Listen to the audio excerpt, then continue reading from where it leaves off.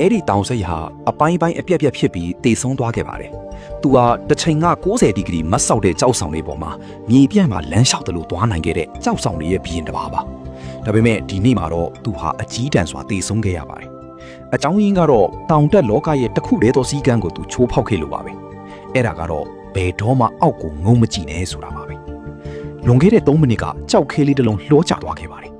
6ကန်းပါးတွေကနေပြန်လာတဲ့ပိတ်တင်တန်းကိုကြားလိုက်ရတဲ့အခါ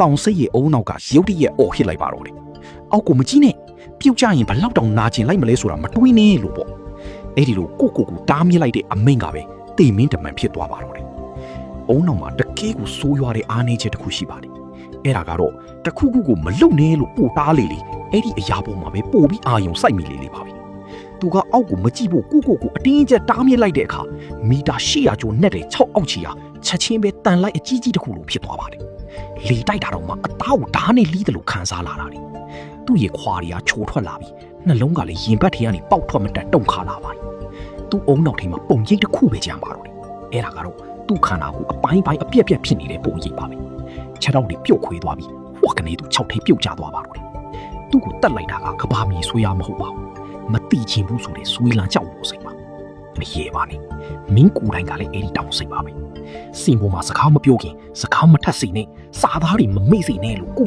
အော်ပြောလိရှိတယ်။ရလက်ကတော့စင်ပေါ်ရောက်တဲ့ပထမဆုံးစက္ကန့်မှာပဲအုံနောက်ကဗလဖြစ်သွားပြီးရေမရှိတဲ့ငါးတကောင်လိုပါစက်ကြီးအဟောင်းသားနဲ့ဘာမှမပြောနိုင်တော့။ဒါကို white bear effect